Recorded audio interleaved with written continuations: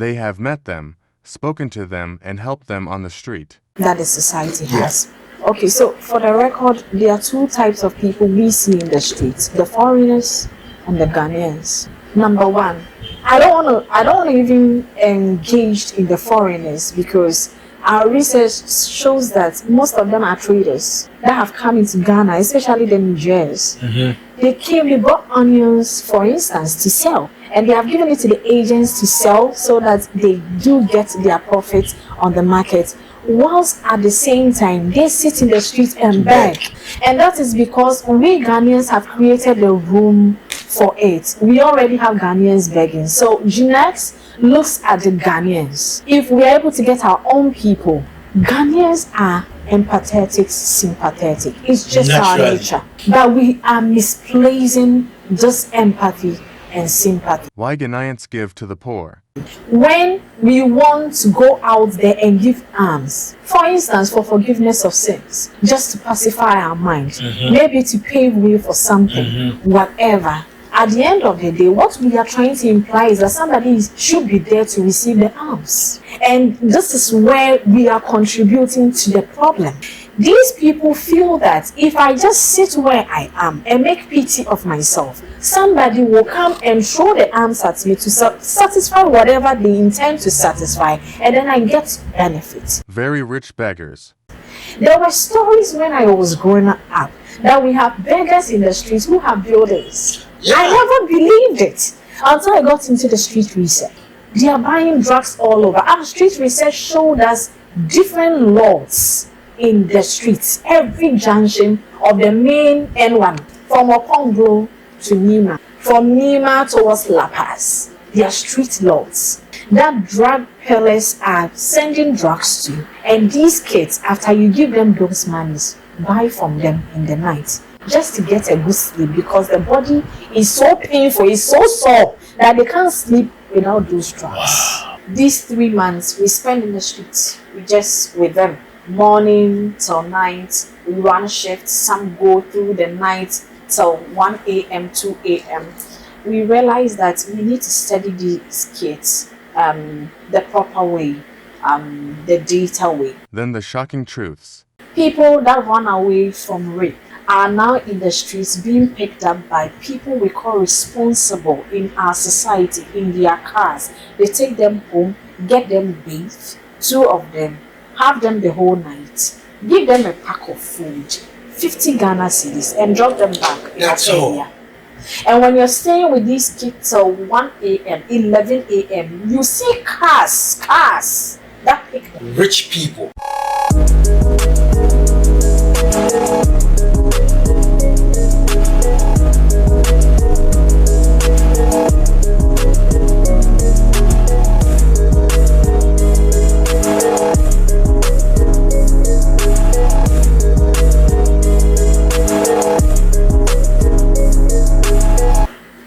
Welcome once again to this channel.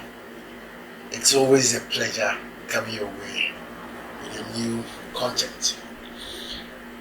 Today I'm coming to discuss something that is very unique. Unique because most people don't talk about these things we are going to discuss, and they are things that we need to be very particular about because it affects our society. However, mainstream media don't give a lot of attention to this, and this has to do with streetism. Walk through the streets of Accra, you see so many kids on the street. Who takes care of them? We've stereotyped them. We sometimes think they are stubborn kids, and we see a lot of things about them. But have you ever sat down to think about them and ask yourself certain questions? That how do they end up on the street? Well, there is a non-governmental organization that has taken this to heart. In fact, they are helping these street children a lot. But it isn't just about taking care of these street children. They have gone to do a lot of research about these street children, and a lot of things I'm hearing makes me very excited to know, because I wouldn't want to say everything, because the executive officer, the chief executive officer of the NGO is here. I'm going to have a very nice interview with her to bring us to speed with all the what do you call it, the research they've done, and what we need to know about these three children, what we can do to help them. The organization is Jenx. I hope I'm right. Exactly, Jenx. Jenx. Yes, and they have done a lot of research over the years, and that's what we're going to talk about. So, without much ado, let's welcome Winnie. Yes. Hi, I like that. Don't just add anything. Winnie. How's I everything? like that. Everything is fine. It's been quite a while since Yeah. we met the first time. Yeah. Yeah. But let me first ask you, what is Jenx? Okay. So Jenx, by the original meaning, is Generation X, Okay. or you can say generation with the X chromosome. So it's supposed to be a G, not a J. Okay. But it is a J to make it a little personal for the founder. Yeah. I don't want to add much flesh know. to it I because know. he's sort of anonymous. Yes, but the J has a lot of meaning to him, and that is why we replace the G with a J. So, How long have you been in existence? okay, so officially since 2021. However, the idea of Jenx started first of all with his mother. Wow. Yes. His mother, she rest in peace. She died this year, April this year. Has always been the type that extend hand not only to her only son, but to everybody that comes their way. So way back when he was young, he saw the mom raise some people in the streets and offer them jobs to be motor riders for her yam selling business. She was selling fried yam somewhere in Osu. And so this is what he grew into. And it became a part of him as he grew up. The founder is naturally a giving person. He's very generous. And it goes beyond his friends and family and people he loves. It goes into the streets. So ever since he was a young man driving through Accra, through his employment and all that, he was given to a particular woman, among others. And years down the line, he was at an airport in his car when a young man knocked the window and said, "I know you." And he said, "What?" He said, "I know you, Blackie, I know you." Wow. Said, "We call you Blackie. Some of us call you Lucky."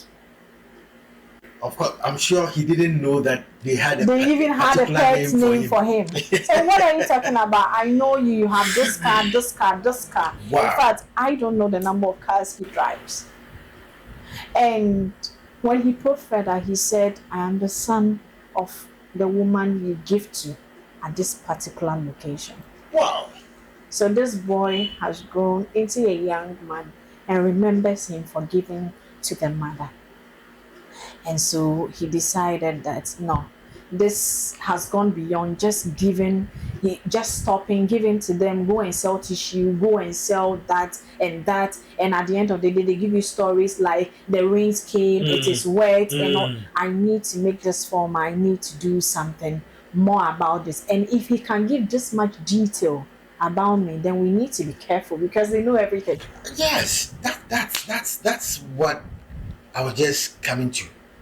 This is a young gentleman who grew up, maybe was even a kid, now has grown and knows the man on the streets.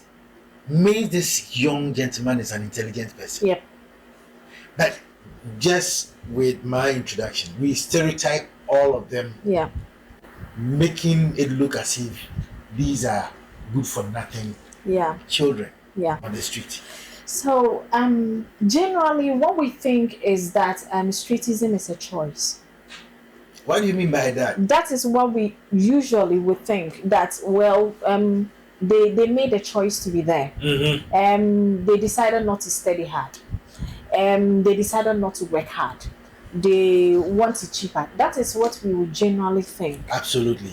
However, I want to just put it for the record that everybody makes choices anyway. The kind of job you do was a choice. A choice, absolutely. The kind of home you live in is a choice. The type of woman you marry is a choice. Yeah. Circumstances feed into those choices.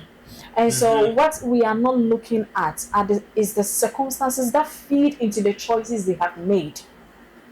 We need to look at that as a society, because it's absolutely insane for somebody to choose to live outside the house. I don't want to call it a home because something didn't make it a home for the person. That's why they are out. It is there. a house, but something is eating them up. Maybe somebody is trying to rape them, somebody is victimizing them, somebody is villainizing them, somebody is lying about them. Something is pushing them not to see that spot, which is supposed to be their home, as a mere house, and then they run off and find a home in the street where they have no rules. They live their life just the way they want it. So it's about time we start making it like their choice and start looking at what have we contributed as a society to make them make those choices. And that brings me to the facts of our street research you spoke about earlier. Interested to know that. No, before you go there, let's come back to the reference you made about the kind of choices we all make. Yeah. Okay, I remember 2013 I was on radio that day. It was somewhere, the Mother's Day program, and I don't know what happened.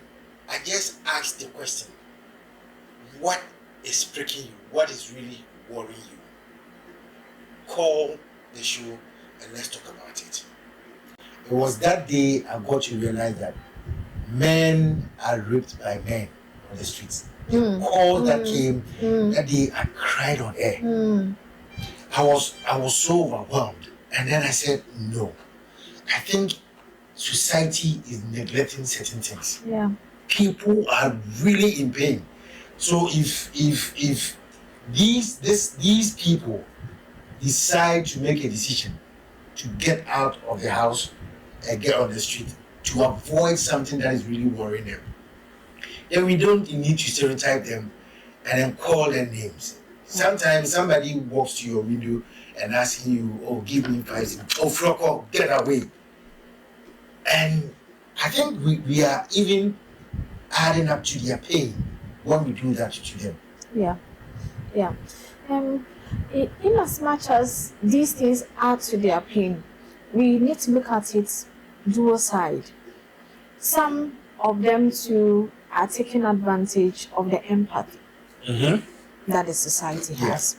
Okay, so for the record, there are two types of people we see in the streets: the foreigners and the Ghanaians. Number one, I don't want to even engage in the foreigners, because our research shows that most of them are traders that have come into Ghana, especially the Nigerians. They bought onions, for instance, to sell. And they have given it to the agents to sell so that they do get their profits on the market, whilst at the same time they sit in the streets and beg. And that is because we Ghanaians have created a room for it. We already have Ghanaians begging. So Jenx looks at the Ghanaians. If we are able to get our own people out of there, or majority of them, into something that is profitable, then the foreigners will not have the grounds to do that. Okay. Then it will move to the second phase of what Jenx is about, and I'll come to it. Okay, so the Ghanaians that are there, why are they there? In spite of the fact that I have just made a solid point that we need not victimize or penalize them because they've made these choices based on certain circumstances. We also need to look at, we as a people, Ghanaians are empathetic, sympathetic. It's just our nature. Yes. But we are misplacing this empathy and sympathy. When we want to go out there and give alms, for instance, for forgiveness of sins, just to pacify our mind, maybe to pave way for something, whatever. At the end of the day, what we are trying to imply is that somebody should be there to receive the alms. Yeah. And this is where we are contributing to the problem. Okay. These people feel that if I just sit where I am and make pity of myself, somebody will come and throw the arms at me to satisfy whatever they intend to satisfy, and then I get benefit. There were stories when I was growing up that we have beggars in the streets who have buildings. Yeah. I never believed it until I got into the street research. Yeah. Look, there was this woman, I don't know whether you remember, there was this woman on the Graphic Road. Apparently, she was my father's niece. And you know her. She was my father's niece. That's my nephew. Okay. Anyway, she was my father's niece. And when my father told me that this lady is my niece and she has a storyboard in our hometown, I didn't believe it. She has these children that she brings from the village to sit around her, looking as if they are her kids. Yeah. They go out begging. People used to give them money. So what you're saying is very true. It's a misplaced empathy. Empathy is important. Compassion is important. We need to live with empathy and sympathy as a society, but we should not misplace it. If it is not helping them, let us find the best way to help them. Like I said earlier, they have made choices that probably are wrong or are not helpful to them. And we are also compounding it with our empathy. Redirecting it and giving them exactly what they need is going to put a stop to the problem. What do I mean? Instead of giving out to them, you invest in programs like Jenx has.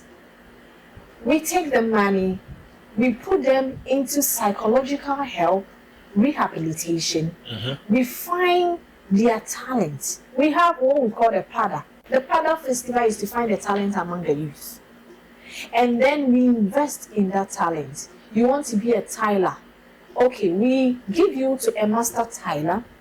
Your food is there, your training is there, your sleeping place is there. Go and get trained and come out, be an agent of change for Jenx. Reinvest for others to benefit from it. Then it is self-sustainable. Yeah. You give it to them, they are buying drugs all over. Our street research showed us different lords in the streets, every junction of the main N1. From Okonglo to Nima. From Nima towards La Paz. They are street lords that drug peddlers are sending drugs to. And these kids, after you give them those monies, buy from them in the night just to get a good sleep, because the body is so painful, it's so sore that they can't sleep without those drugs. Wow. So what are we doing? Then you are walking about with your phone and it's taken. You're complaining. We all contributed. And that is what we are asking the society to take a look at again. Now, on the second aspect, which is the foreigners, we will eventually get to where Jenx is proposing that if you're a foreigner and then you come here and beg for alms, which is a crime, I think it's about time we activate our laws to probably pick you up. If we can set up some farmland somewhere where they can go and weed and produce food for a while. And they even have where they come from. I mean, Exactly. Ghanaians are always deported from other places Why don't we just send them back to where they came from? I don't feel like even deporting them right away. Let them farm for us for a while. The next time you come into our country, you respect our empathy. It is not right. So for me, that is how I feel about the foreigners. It's such a pity that you can't drive through Accra, Kumasi with peace. You are with your kids. They are probably taking a little food in the car. These little children are all over them. Give it to me. It's too bad, and it's quite traumatizing for little children. You realize that your children are feeling like, why am I eating when they look so pitiful? So pitiful, yes. But they are not pitiful. That's how we perceive them to be. They are not. So you're playing on the intelligence of our society, and that is wrong. For me, the foreigners, and that is because we ourselves have allowed it. Everybody that is in the streets, most people that we interviewed had homes in Accra. They had homes in Accra, houses. Sometimes as close as Osu, as close as Kanda, Nima, Newtown. They have homes Alaj, in Accra. all those areas. Maybe as far as Kaswa. But Kasa is not even that far. People are coming from there to there. So the question is, why are you in the streets? And then they tell you, when I go home, then whenever something is missing, they say it is me, and blah, blah, blah, and blah, blah. Yes, I am not saying that they didn't do anything wrong, but I'm saying that making the home uncomfortable for them and kicking them into the streets doesn't solve the problem either. In the end, it will come back to you because it's generation to generation. Yes. I started my story with a small boy. Yeah. He has a son now. I hope he's no longer on the street. They are on the streets. Still? So the problem is just my small boy is that we put him into a job. The mother goes for him to come back. Jesus, serious. He subscribed to doing biscuit business, and so we got some of our partners, M4EB, to give him boxes of biscuits to sell. It didn't go anywhere. He sold the items and used the money for some unnecessary stuff, came back for another bunch and that. Okay, we realized the business is not going for you. Deep down inside you, what do you want to do? He said he wanted to do, I think, masonry. We sent him there. The mother went for him that they can't waste their time for him to learn this. You come and sell. He's back in the street. In the near future, when we have to go to the street, I'll let you interview him. Now he has a child. We have a grandchild already. Jenx has a grandchild already in the street. But my point is, it means that it is becoming a generational thing. Yes. Some people feel they can live their life in the streets. This child who has come out of him, this is what he knows. And he wouldn't even want to stay in the house. Exactly. We want to stay in the streets. Yes. So we have to address the problem from the core. We will go for a break, and when we come back, we'll come and talk about the research. So if you haven't subscribed to the channel yet, please hit the subscription button and leave a comment. If this is a very interesting conversation to you, you can leave a comment. If you have any experiences to share as well, share in the comment section. And then when we come back, we are coming to talk about the research that Jenx has done from the street kids. Don't go anywhere. We'll be right back.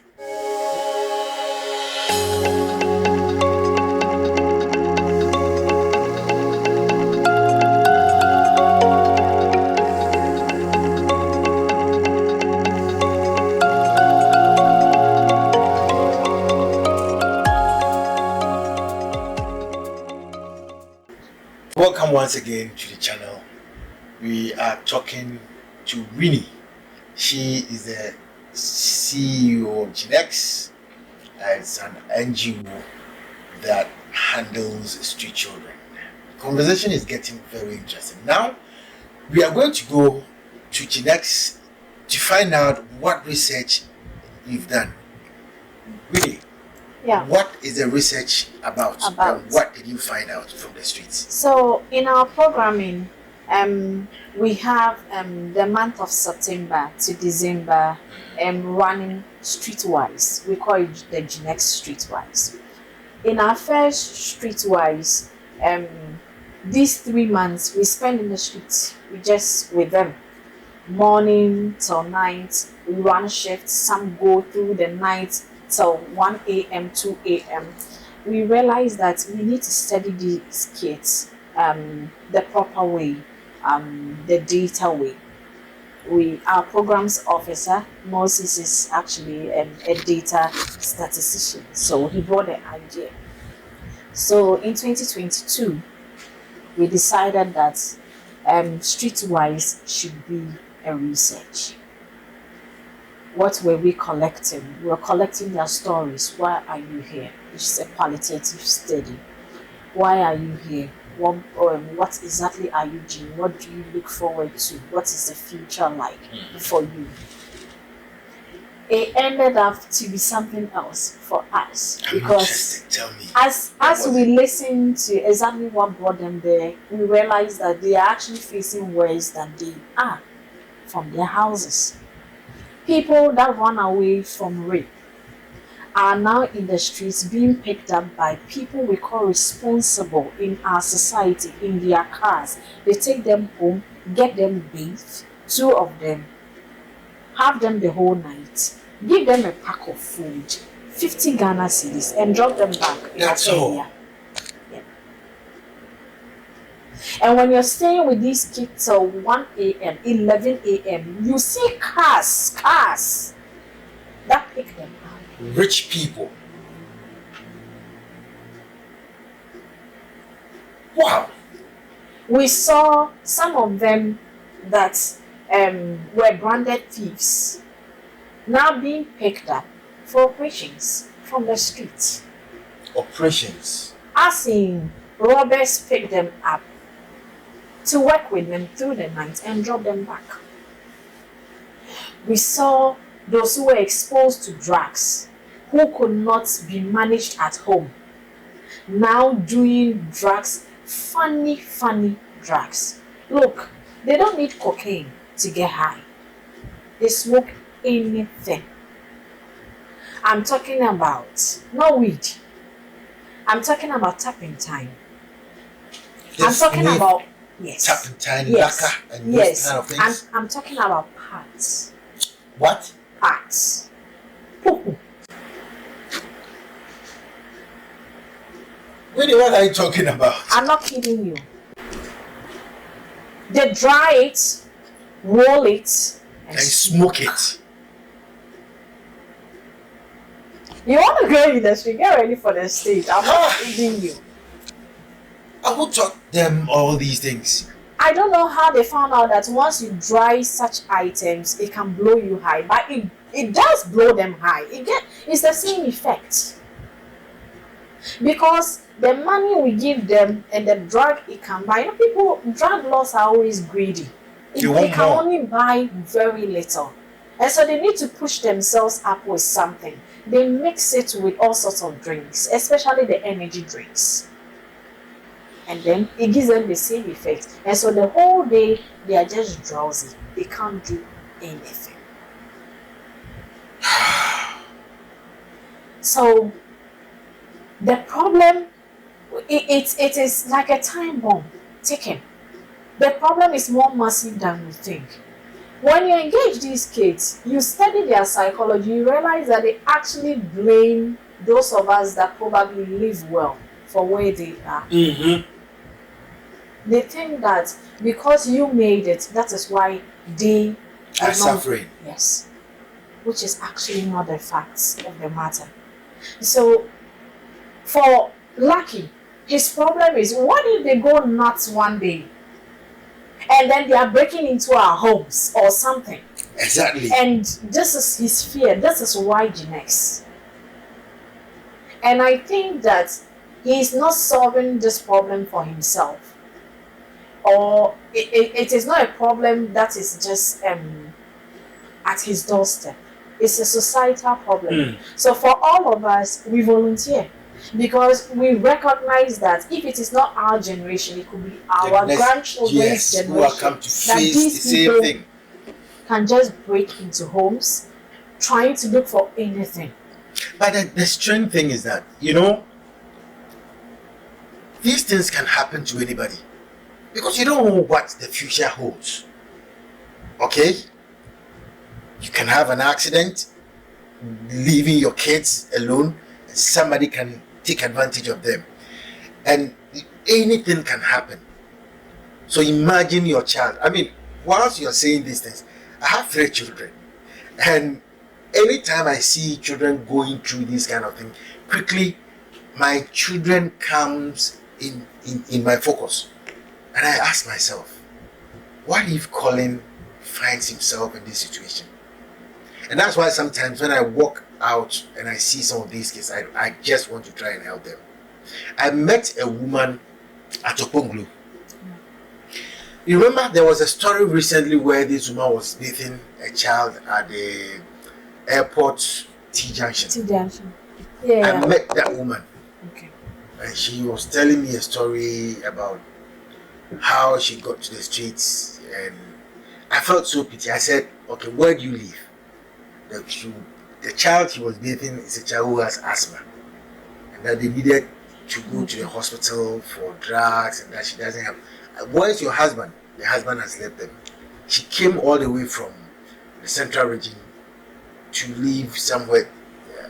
I mean, some strange funny story. And it's not like she was lying. You could see that the child was actually panting for breath. And I tried to find where she lives. She never showed me. She should come 2 days, next 2 days she would show me, and I was like, I want to help you. That day I didn't have much on me, but I gave her 50 cedis and said, look, I want to come and find out where you live, so that if we can even help the child, give her some treatment, that would be better. Up to now, I haven't been able to find where she lives. He's not interested. He will prefer to be in the street and get 50 cedis per person, 20 to 10. That's an easier way. So it goes beyond what we think. And I don't want to say, it's not laziness actually. It's not laziness, it's wrong mentality. And if the mentality does not change, we can't help by giving the, go and see this Christmas. People are going to send pack of food, whatever. Yes. We at Jenx, it's a policy that we donate once a year to them. We gather, we call it the gather and share. Once a year. Just to give them a little relief. We wish that, like, everybody will really hear this story and change their mind about this cooked food, giving to them water, giving to them a little money.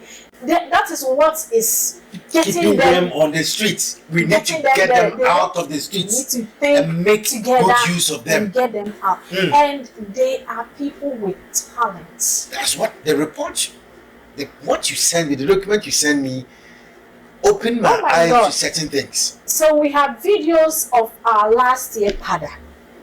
Some of them rapping. Wow. I'm still looking for a producer for, I think, 2 of them. Some of them painting. Where's my painting? I have some paintings. One here. So this, I wouldn't want the picture to go on air because we don't have our founder. But somebody did this and came to give it to him, and then he said you can have it. They are talented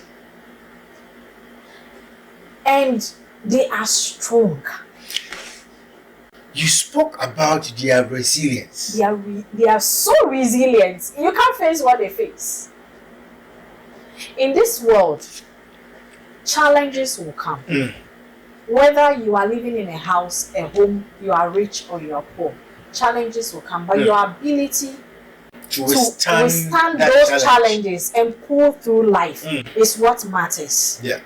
And we see these kids to have the strength to pull through anything.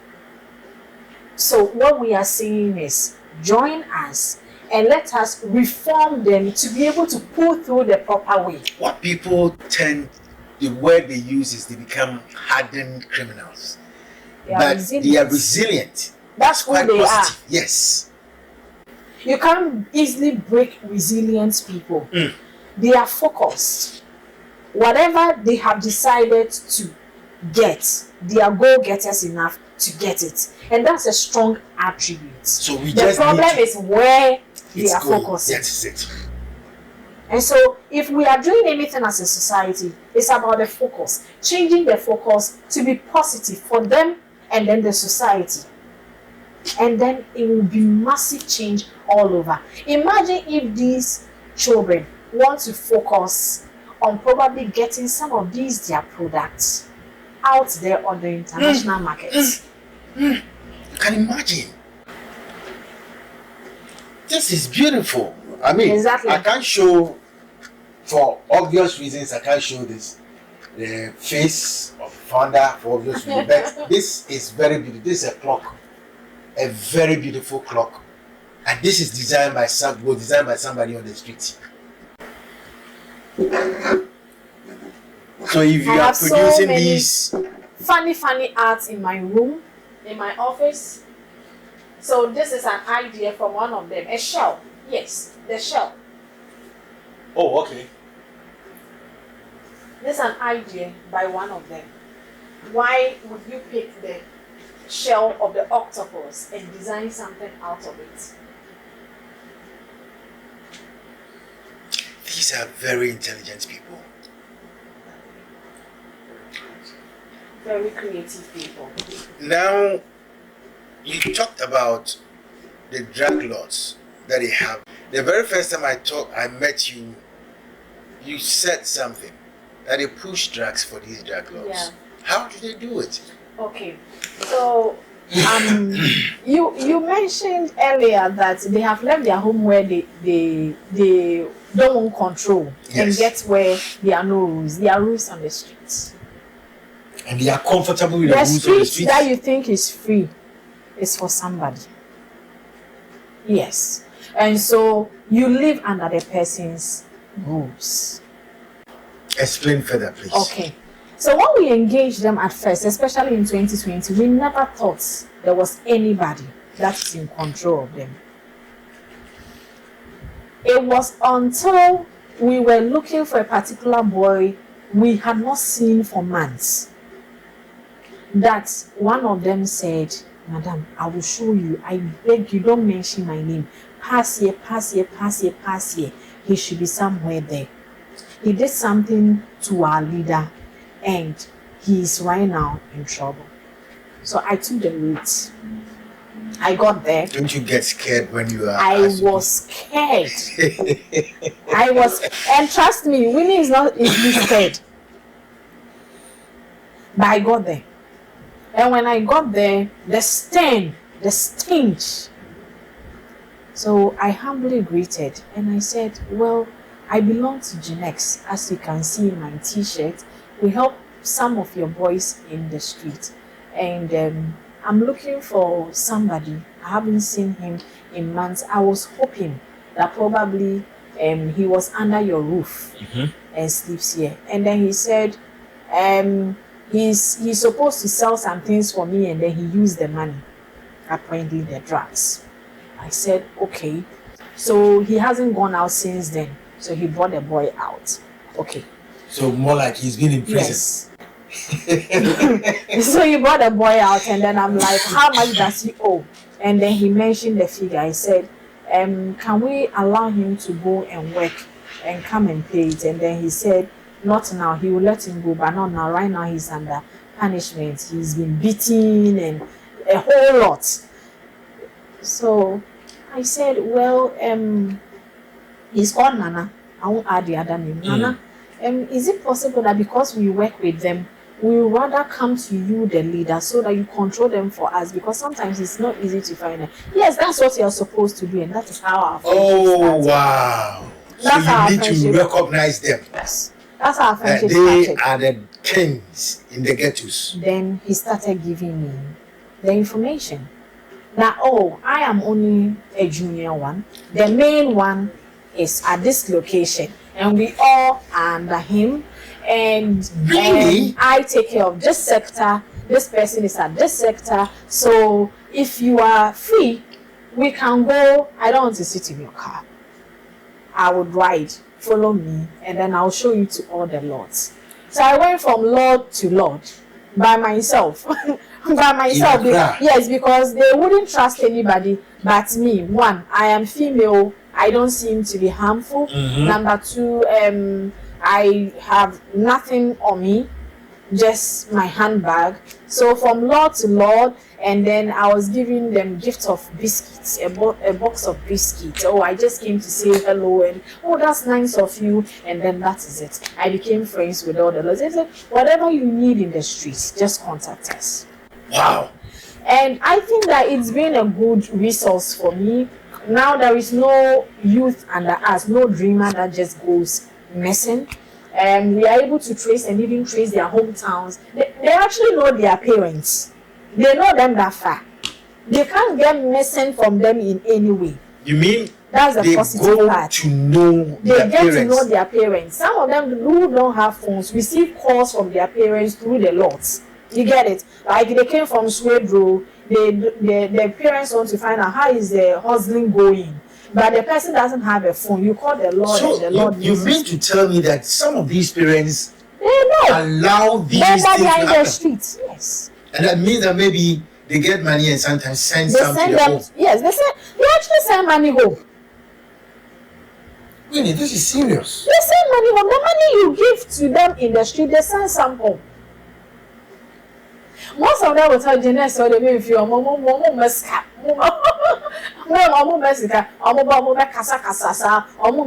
Because they cannot understand why we won't give them readily what they are looking for. It's very easy to do that, but it's extremely difficult to go into programming. And it is not one person's job. It can't be one NGO's job. And that is why the story of Jenx, we want other NGOs to change their mentality. They should partner with us. They should change their mentality about this giving and giving. Yes, it's good to give, but we can't be giving the and wrong keep way. them on the streets whilst giving them and leaving them on the streets. Because look, continue. if these kids are this intelligent, this is serious human resource that we are wasting, Yeah. isn't it? And talking about the drugs, how they pull it through. Yes. So this is my package. I leave it with Street Boy A, and then I call my partner. Street Boy A is wearing yellow and blue and standing at this place. Stand here, take this money, okay, and stand where you are. Somebody will pick it up, and that's how they help. So they push the drugs on the street for these drug dealers. Not only the usage. They actually are a source of transportation and transfer of a lot of things in the streets. Wow. Well, our eyes open to drugs. I want to think it can go beyond that. I'm sure. Because it's not everything they will open up to you about. Maybe pushing guns. Yes. Other things. They told us a lot, but I am sure it's more than that. And that's serious. Even for our security agencies, that's serious information. Yes. The problem I get is that in this society, it's about point, arrest, and that is it. We've had rules since Adam's time where Moses brought the rules. It hasn't changed anything. It hasn't changed anything. Means that we need to take another different approach. Sometimes you need to work out with the people for them to realize where the wrong is, for them to decide to change for themselves. Placing the rules and enforcing the rules may not be the solution all the time. And that is where we are as a society. What has been some of your work is very difficult. Yeah. Your work is very difficult. Yeah, programming is difficult.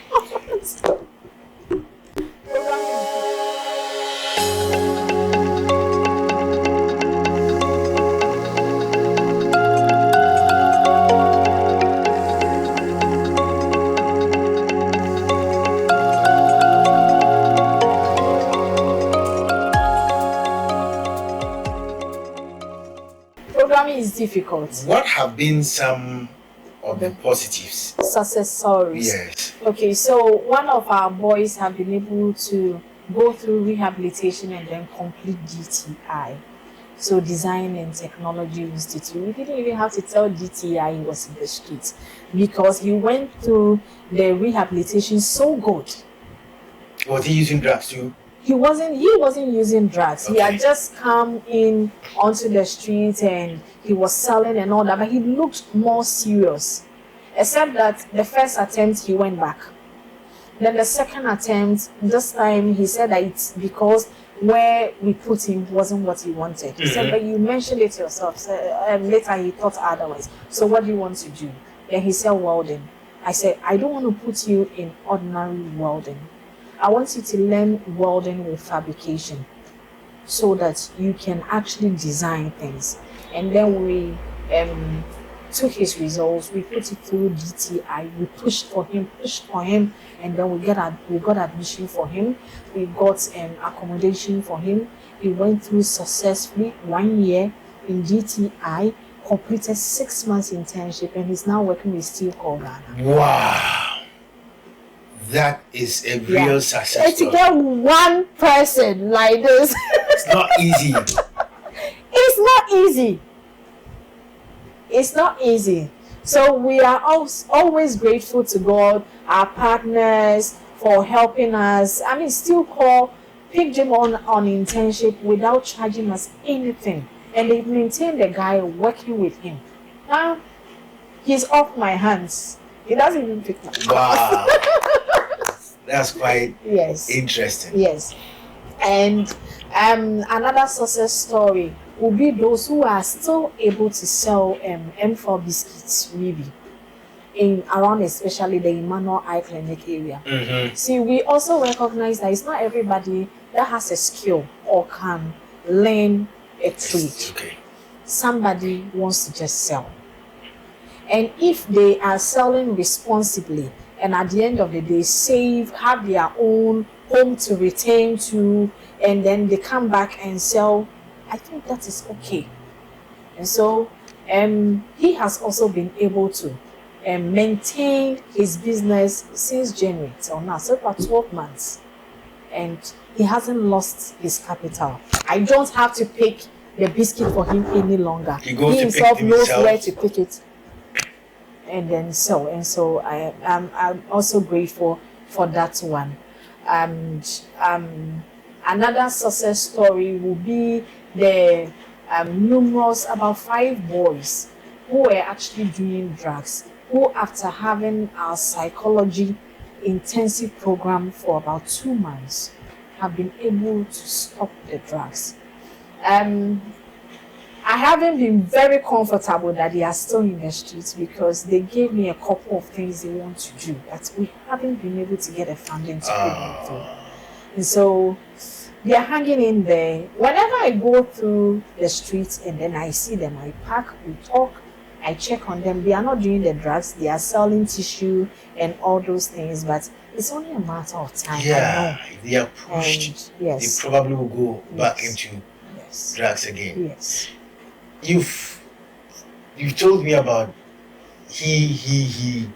Where are the she's? The ladies. The she's. Yes. So, unfortunately, we haven't been successful with any of the girls.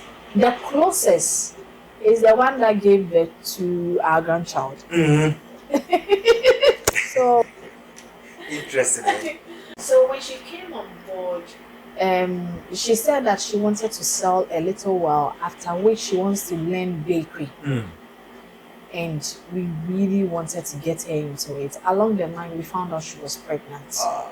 And so we gathered a few things for her, gave her money, and asked her to go and stay home and give birth rather than giving birth On the on the street. street. Because we had settled her sort of, she moved from one location to the another other. location. So it is our sources that told us, oh, she's on the La Paz road. I had to drive all the way there. Indeed, found her on the La Paz road. Out of guilt, then she moved from there towards Kaswa.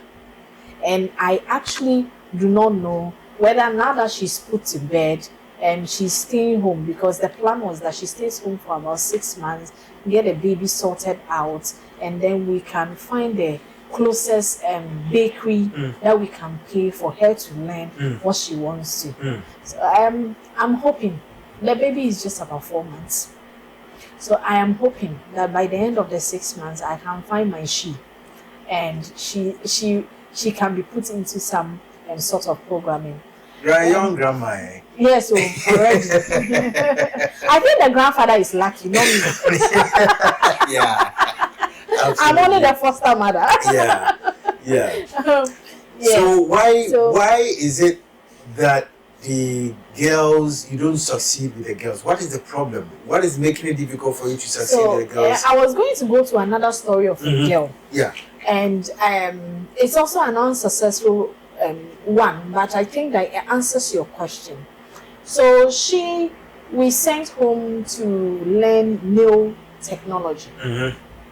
And her auntie, by the next 2 days after she went home, we actually sent her to her auntie. I went with her to her auntie in Atlanta. I said, keep her in, I'll give you money for her food, blah, blah, blah. We want her to settle down for about 3 months, and then we get her into learning nail technology. Let's see what comes out of it. And then they agreed.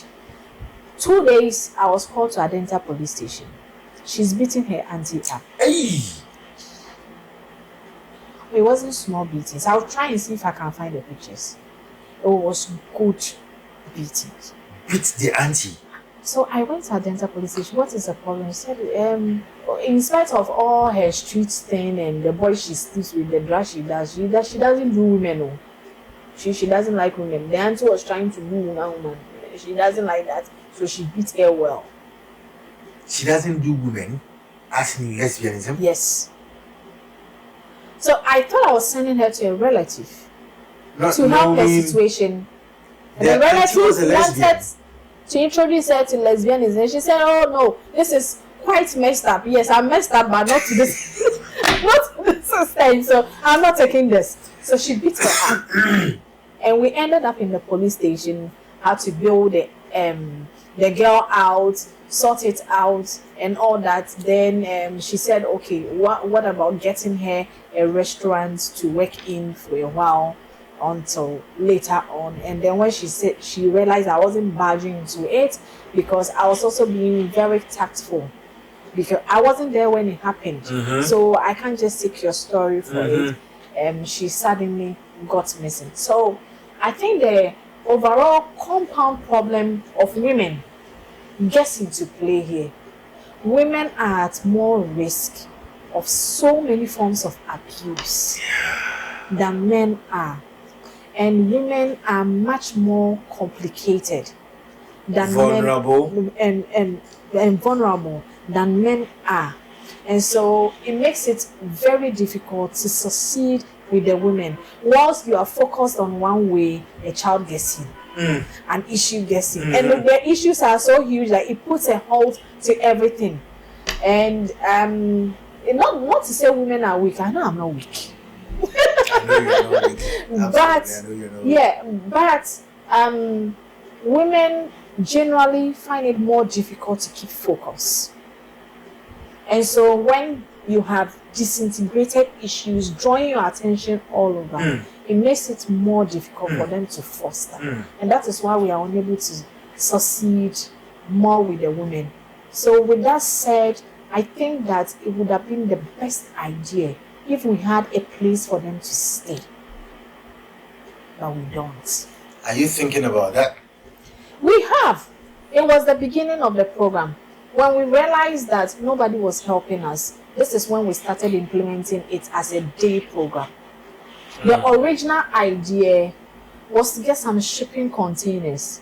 Lucky Convert them to apartments. Lucky was generous enough to give us his land. And I know I still have it. Sometimes he threatens me he's taking it back. I know I still have it. Somewhere around Accra Mall. It's actually his company land. He wanted to just lease it out to us in a little bit so that we don't build something that is permanent.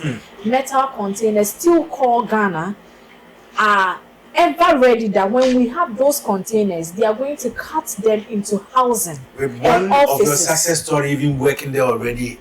Exactly. Yes. So that, and they will come there and actually partake into training. We have other companies, people who can teach tailoring, people who can teach farming, poultry, a whole lot, because it's a huge land. We are talking 6 acres. To come and then tutor them with them in accommodation there. That stops the drugs. That stops the continuous quest to want to go out and look for something. There is free food, there is free accommodation, there is training ongoing, and also our program would have been more successful. So if there is anywhere we are looking at metal containers. We need a lot. We see the numbers out there. Yeah. We need a lot so that we can, even if we can accommodate 200 people at a time, we will be so grateful. One major question though, these drug lords or their kings on the street are benefiting from them. Don't you have any challenge from them? They knowing need help very too. well. Interesting. They need help too. Getting close to them, I realized that the opportunities we are giving the kids are opportunities they didn't have. That tells me the future of the youth. These are in their 40s, they are out of our age brackets. And so they tell you, you see them, they have got this opportunity. Nobody thought of doing They this say for us. that. When we were hustling like this, and now they are doing this for you, you are not even cooperating. This is how they talk to them.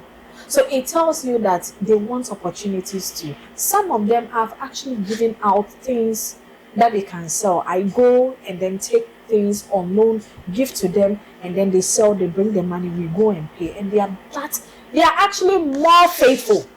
So why don't you, even though they are out of your age bracket, why don't you get, because they control these kids. Yes. Why don't you get these lords or kings on the street, give them some training, and once they get that training, they can ship these little kids in line and then get them to follow them to change their mentality, their psyche. We have done that before. We did that with 2 of them. What was the result? It was quite good.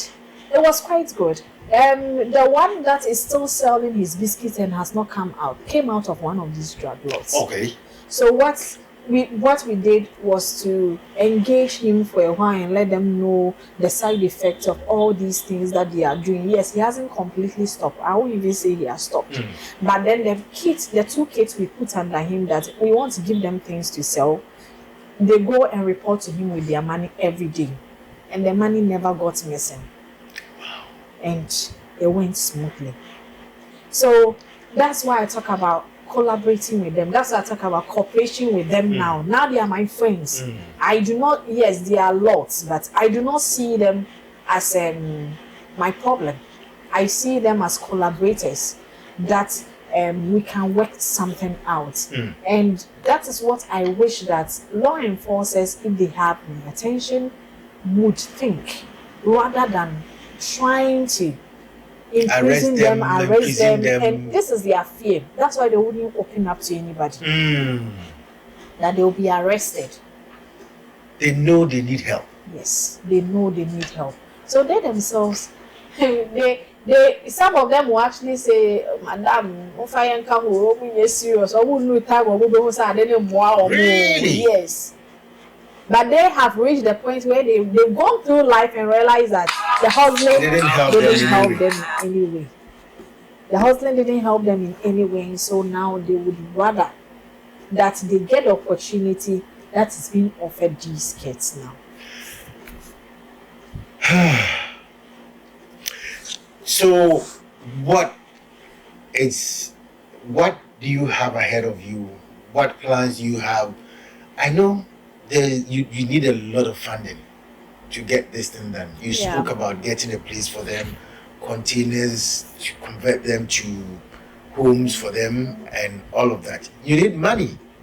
How do you get funding for this kind of projects that you are doing? It's been 100% on one person's pocket. Gosh. Very unfair. Very unfair. And I can't help it. And so I prefer to volunteer.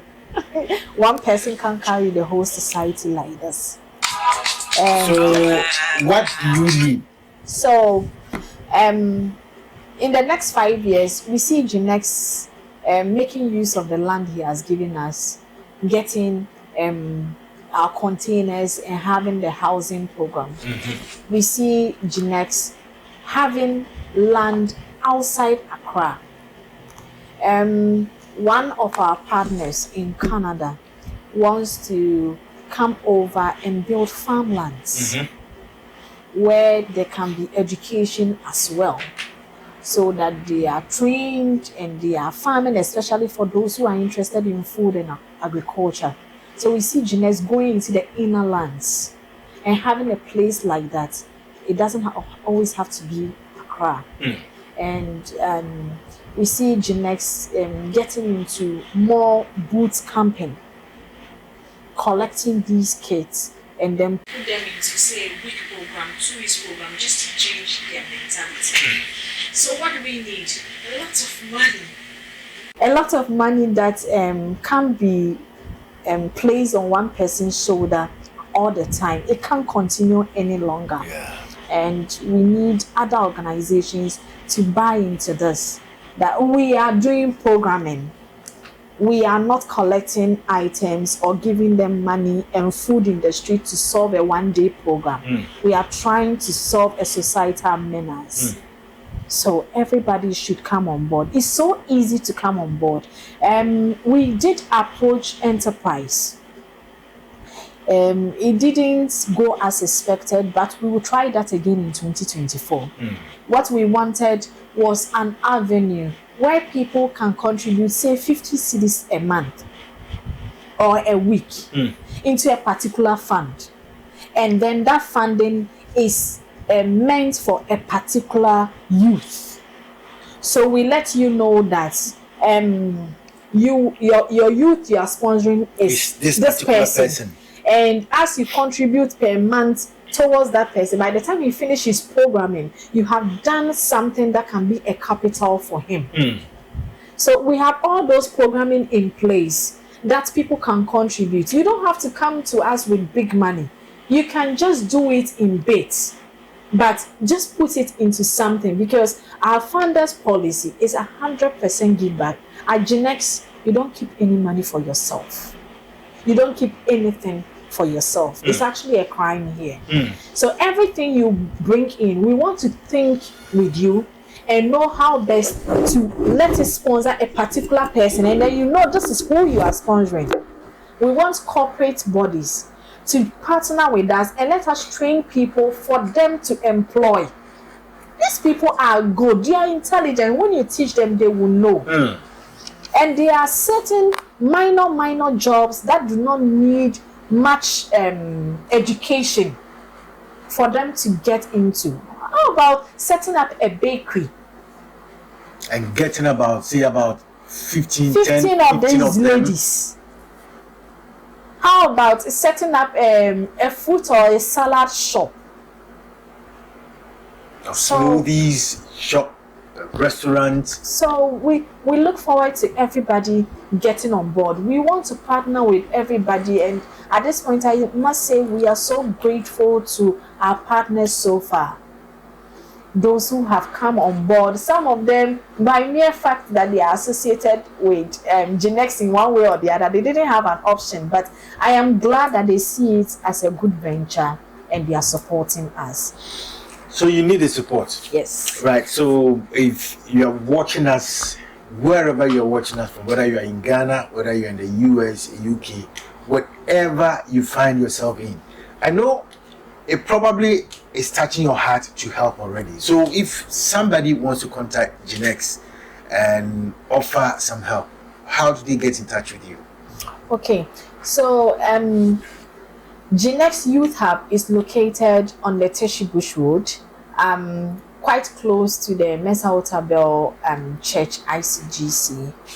And you can actually get to us by our phone number 0244 033 231, and we can give you our bank account number. I repeat the number again, 0244 033 231, and then we can give you our account number, we can give you our Momo number, and then you can contribute to make this happen. I'm overwhelmed. You have a website, right? We have a website. It's down at the moment, right? Okay. They are working on it. You quickly will work on it. Yeah. And because others will want to be able to go on the website to read about you. You know, people want to see evidence of some of the things that you're doing. And yes. Is there anything you want to finally tell everyone watching? I would say we are also looking for more ideas. We believe that ideas come from everywhere. And we believe that God set this world stage with each of us having a unique spot to fill. And so when you come up with your unique ideas, it helps. Nobody else will give us that particular idea. And so don't see Jenx as a project for just Father Lucky, but see Jenx as a project for the Ghanaian society and beyond it, because it is something that we can all learn from and push it through Africa especially. Yes, because they're actually homelessness over there too. Over there too. Everywhere. Even in Los Angeles. Yes. I saw some in Los Angeles. So it's all over the world. But the more it is in your society, it means the more human resource and rich, rich resource we are losing. Yeah. We have no idea what we have lost because somebody in the street is dazed all the time on drugs and doing nothing. It could be a massive talent that will give me my favorite song that will lift me off my depressive moods. Absolutely. Absolutely. So let's put our hands together, ideas, money, resources, everything, and let's make this dream happen. We will make it happen. Winnie, thank you so much. Thank you, too. Thank you so much. Thank you for having us. I really appreciate this, and I'm happy to try and help as well. All right, so we'll bring the curtain down here, but we will bring you the second episode of this particular interview where we go to the Street Kings. We will talk to them, and then we'll bring the story back to you. My name is Samuel Kwabena Mensa. They call me Black Sam. I brought this interview with you with Jenx. We will come to you with more. But stay tuned because the second episode is going to come. Thank you very much once again. Thank you. Catch you up later.